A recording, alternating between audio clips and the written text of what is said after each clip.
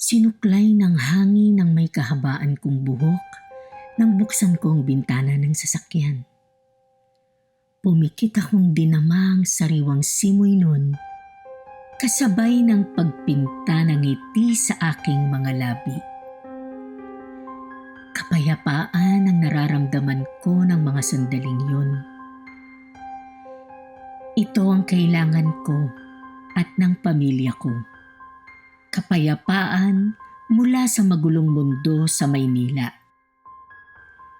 Kandong ko ang nag-iisa naming anak na si Lucy, na himbing sa pagtulog. Ang asawa ko namang si Anton ang nagmamaneho ng sasakyan. Dala ang lahat ng aming kagamitan ay patungo kami ngayon sa isang bayan sa San Pablo, Laguna.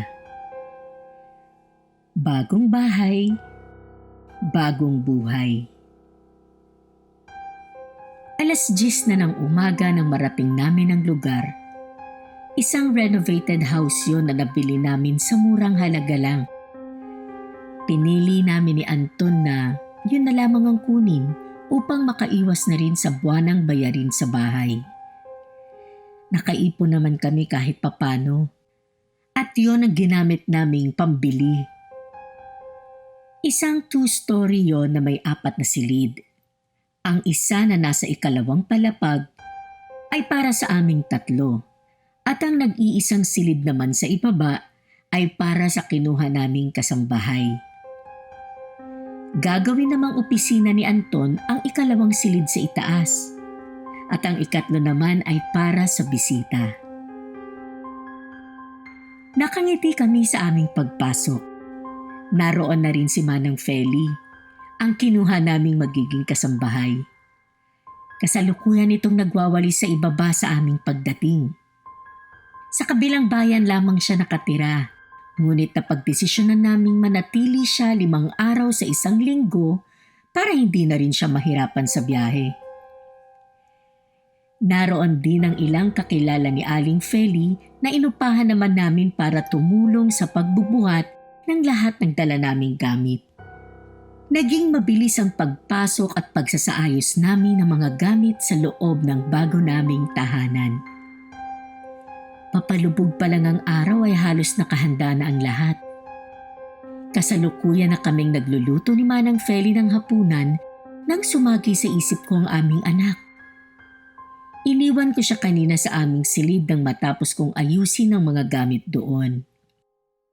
Nakatulog ito sa sobrang pagod sa paglalaro at sa pag-ikot sa buong kabahayan. Nagpaalam akong saglit sa aming kasambahay upang puntahan si Lucy. Gigisingin ko na siya para sa aming hapunan anumang oras. Tumungo ako sa aming silid. Ngunit hindi ko siya inabutan doon. Nagtataka kung lumabas na lamang upang tingnan siya sa kabilang silid na magiging opisina ni Anton. Nakabukas na ang pinto sa aking paglapit. Tahimik, sumilip ako. At doon naabutan ko ang aking anak. Nakaupo itong nakatalikod sa pintuan.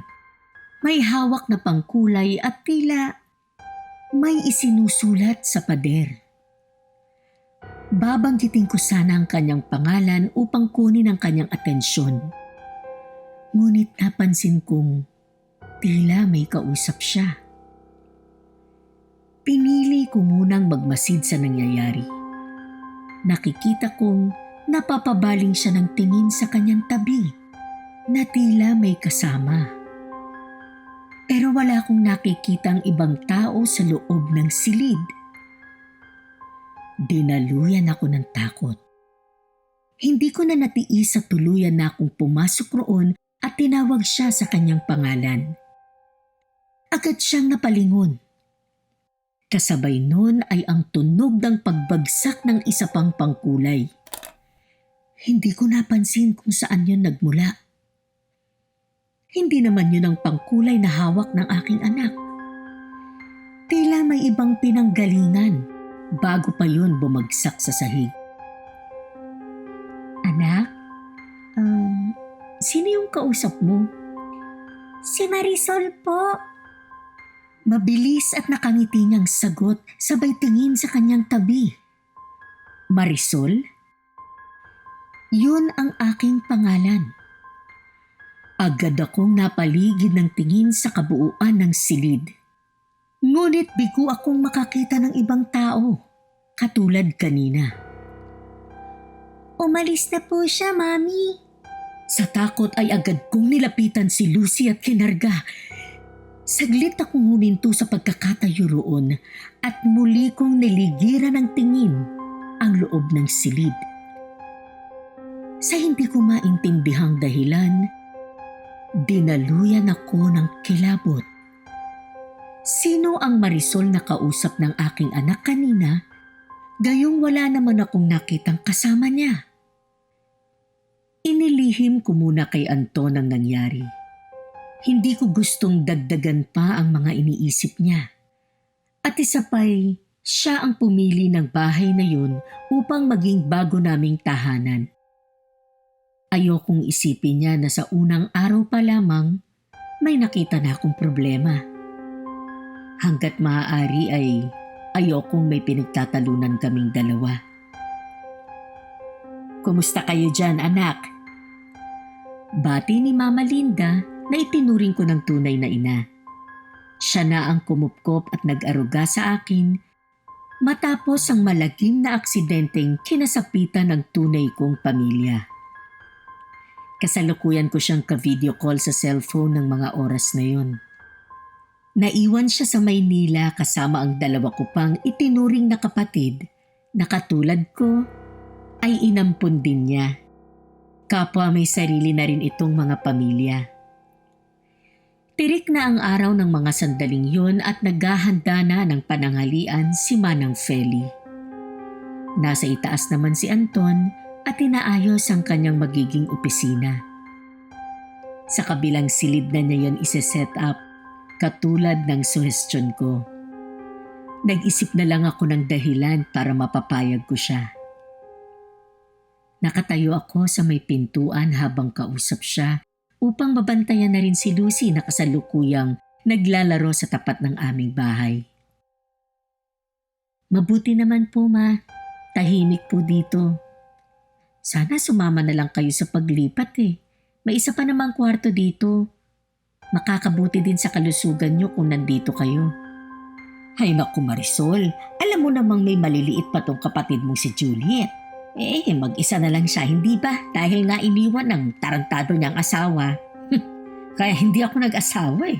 Problema lang sa buhay ang mga lalaking yan. At saka, mabuti kung papayag si Anton na isama ko sila dyan.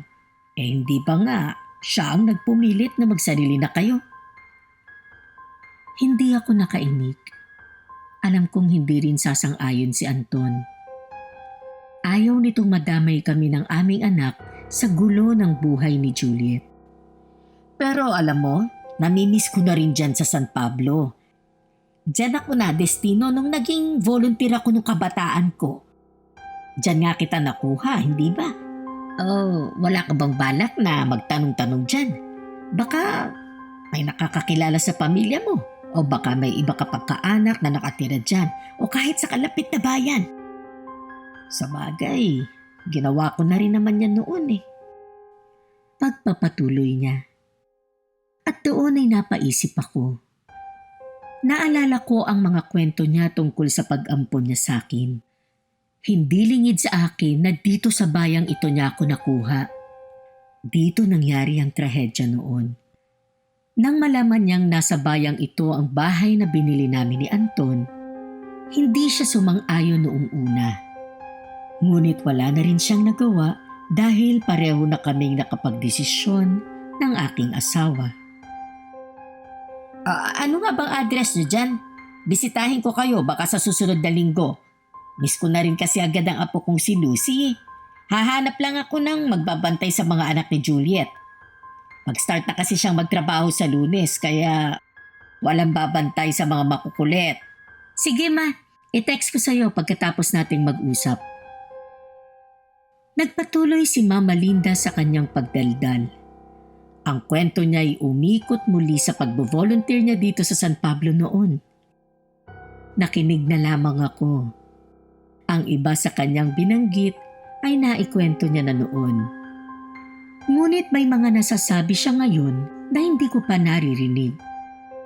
At sa kalagitnaan ng kanyang pagkukwento, bigla siyang natigilan. Sa bahagi kung saan naalala niya ang mga tagpo bago noon ako matagpuan ang kanyang grupo. Ma?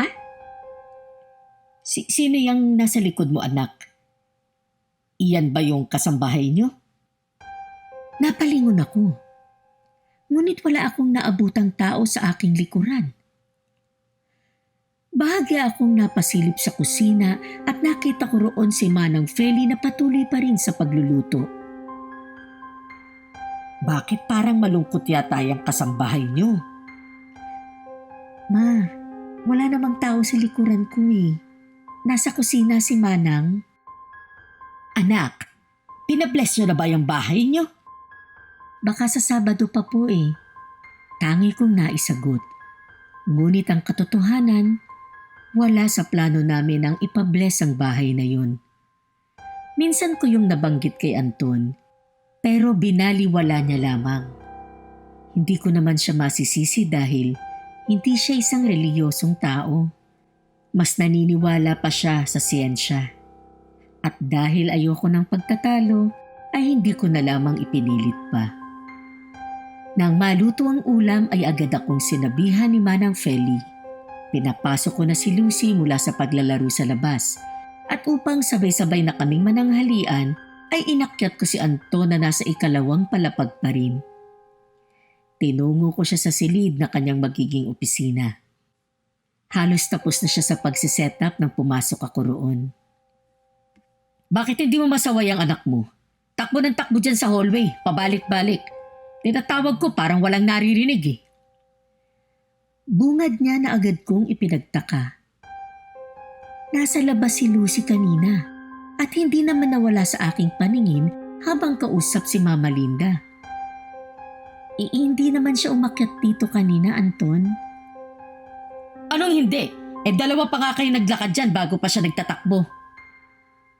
Medyo nakabukas ang pinto kanina pa kaya napapansin ko. Di mo man lang masaway? Galit nitong tugon. Hindi na ako nakipagtalo. Humingi na lamang ako ng pasensya sa kasalanang hindi ko naman nagawa.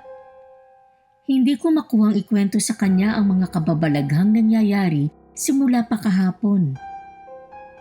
Pangatlo na yun sa hindi ko maipaliwanag na pangyayari sa bahay na yun. Niyakap ko siya at pinakalma. Katulad ng madalas kong ginagawa. Matapos ay inaya ko na siyang bumaba para sa pananghalian. Nang matapos kumain ay muli siyang umakyat upang tapusin ang pag-aayos sa kanyang opisina. Naiwan kami sa kusina ni Manang Feli sa pagliligpit at paghuhugas ng pinggan. Nasa sala naman na natili si Lucy at nanood ng mga video sa kanyang tablet. Ma'am Marisol? May sasabihin sana ako sa inyo. Sambit ni Manang habang naghuhugas ng pinggan. Naroon ako sa hindi kalayuan sa lababo at inaayos ang mga stock ng pagkain sa food cabinet sa ikalawang pagkakataon. Hindi kasi ako nakontento sa kung paano ko inilagay ang mga yun kahapon. Ano yun, Manang? Hindi niyo po ba pabebendisyonan tong bahay? Natigilan ako. Katulad yun ng mungkahi kanina ni Mama Linda. Napasulyap ako sa kanya bilang tugon. May narinig po kasi ako kaninang madaling araw. Hindi na tuloy ako nakatulog. Pagpapatuloy niya. Anong narinig mo? Tanong ko na sinisimulan ng daluyan ng kilabot. Lalo na nang mapansin ang hulma ng mukha ng matanda kahit hindi pa nasisimula ng pagkukwento. Mga pasado 3:00 na yata yun. May narinig akong ingay dito sa kusina. Parang may naghahasa po ng kutsilyo. Inisip ko po na baka si Sir Anton lang. Baka ka ako maagang nagising at magluluto ng almusal. Nahiya naman ako na unang araw pa lang hindi na ako maghahanda ng agahan. Bumangon ako para lumabas. Kaso, natigilan siya. Mas bakas ang hilakbot sa mukha ng matanda. Lumapit siyang palapit sa akin. Hindi na inalintana ang basang kamay na may bula ng sabon at humawak ito sa aking kamay. Natatakot din ako na inabangan ang sunod niyang sasabihin. Pagsilip ko, hindi po si Sir ang nakita ko. Sino manang? Lalaki po Hindi ko makilala kasi madilim pa. Yung ilaw lang na galing sa kwarto ko ang naging liwanag. Pero alam kong hindi yun si Sir Anton. Nakita kong may hawak siyang malaking kutsilyo. Nakatayo dito sa harap ng lababo. Ilang segundo bago ako nakasagot. Manang, hindi kaya may nakapasok dito kagabi na magnanakaw? Wika ko na pilit tinakpan ang naiisip kong kababalaghan. At upang mabura na rin sa isip ng matanda ang takot na dahilan ng mungkahi nitong pabendisyonan ng bahay. Duguan po yung damit niya, tapos po nawalang parang bula sa paningin ko. Naiiyak nitong dugtong. At doon ay natigilan ako. Ika-4 na pagpaparamdam na yun simula pa kahapon. Manang, baka naman nananaginip lang kayo kanina? Patuloy kong pagtanggi sa aking sarili na totoo ang mga kababalaghan. Hindi, ma'am. Hindi na nga ako nakatulog buhat nang isara ko ang pinto ng kwarto ko Panay ang dasal ko hanggang sa mawala ang tunog ng paghahasa ng kutsilyo. Kinausap ko na lang sa text ang anak ko para mawala ang takot ko, ma'am. Manang, wag naman kayong manakot ng ganyan. Kalilipat lang po namin Narinig ko yung pag-uusap niyo ng mama mo kaninang umaga. Narinig ko rin yung pagtatalo niyo ni Sir Anton bago tayo mananghalian. Alam kong nararamdaman niyo. At alam niyong totoo na may kakaiba dito sa bahay na to, ma'am. Muli ay napipi ako. Bumitaw na siya sa paghawak sa aking kamay at nagpatuloy sa paghuhugas ng pinggan. Ngunit hindi nahinto ang kanyang pagkukwento. Nakinig na lang sana ako sa kapatid ko bago ko tinanggap tong trabaho. Bakit po? Ano pong sinabi ng kapatid niyo? May nabanggit din po ba siya tungkol sa bahay na to? Mas matanda kasi sa akin yun na tag-uulyanin na minsan. Kaya hindi ko pinakinggan. Mukhang totoo pala. Muli ay lumakad siyang palapit sa akin upang iwasang marinig ng aking anak ang kanyang sasabihin. May pinatay daw dito noon sa bahay niyo. Halos 3 dekada na ang nakakaraan. May nangyari daw pong masakir dito. Pagpapatuloy ni Manang. At hindi ko na napigilan ang aking sarili na labis pang manghilakbot. Tumaas ang aking mga balahibo at tila lumaki ang ulo ko nang marinig yun. May patayang naganap sa bahay na nabili namin upang maging bago naming tahanan. Tahanang maaaring ginagambala ngayon ng mga hindi matahimik na kaluluwa. Dahil sa sinabing yun ni Manang Feli, ay napagdesisyonan kong ituloy ang plano kong pagpapabless ng bahay. Ililihim ko na lang yun kay Anton. Isasakto ko yon sa darating na Lunes kung kailan luluwas ang aking asawa para sa isang business meeting. Sa mga naganap na pagpaparamdam, kailangan na talagang mapabendisyonan ang kabuuan ng bahay na yun. Dito na sa bahay na ito magpapatuloy ang buhay ng aking pamilya. Hindi ko kakayanin kung magpapatuloy ang paggambala ng mga kaluluwa. Nagpatulong ako sa matanda upang maghanap ng pari na magbebendisyon sa bahay, lingid sa kaalaman ng aking asawa. Kinagabihan bago kami matulog, binigyan ako ng isang maliit na rosaryo ni Manang Feli. Malakas daw na proteksyon ng dasal at ang matibay na pananampalataya sa Diyos. Unang beses yun na magkaroon ako ng rosaryo o anumang bagay na may kinalaman sa Katolisismo o relihiyong kinagisnan ko simula nang maging asawa ko si Anton. Naiwan kay Mama Linda ang maliit na Bibliyang pagmamayari ko simula pa pagkabata. Hindi relihiyoso si Anton at pinili ko na lang na hindi namin yon pagtalunan. Sa gitna ng aking pagkakahimbing ay naalimpungatan ako. Lingid sa akin kung anong oras na, bumangon pa rin ako mula sa pagkakahiga.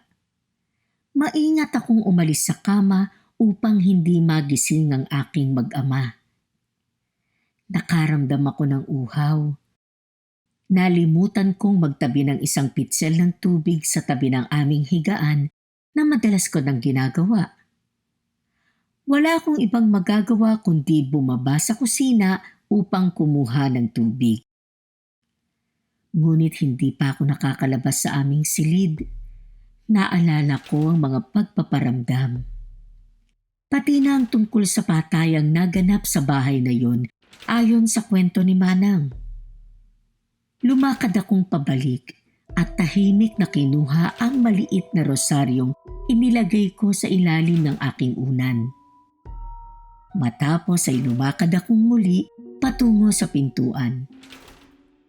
Huminga ko ng malalim at nag-ipon ng lakas ng loob.